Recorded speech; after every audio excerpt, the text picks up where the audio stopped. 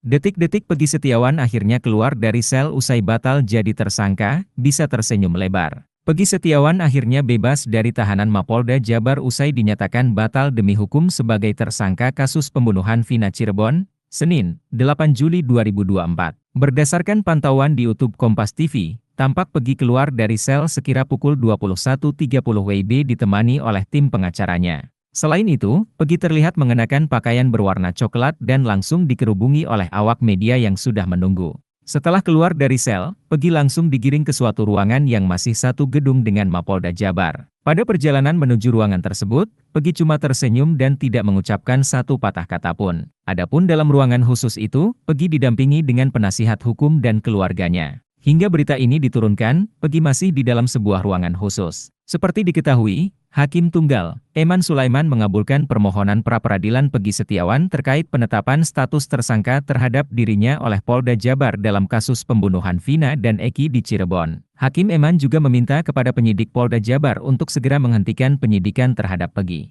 Mengabulkan permohonan pra-peradilan pemohon untuk seluruhnya. Menyatakan proses penetapan tersangka terhadap pemohon berdasarkan surat ketetapan nomor SK 90 V-124 2024 di Treskrimum tanggal 21 Mei 2024 atas nama Pegi Setiawan beserta surat yang lainnya dinyatakan tidak sah dan batal demi hukum, jelas Eman dalam putusannya, Senin, 8 Juli 2024. Hakim Eman mengungkapkan penetapan tersangka terhadap Pegi tidak sah dan dinyatakan batal demi hukum. Hal tersebut lantaran Pegi belum pernah diperiksa sebagai calon tersangka dalam proses penyidikan.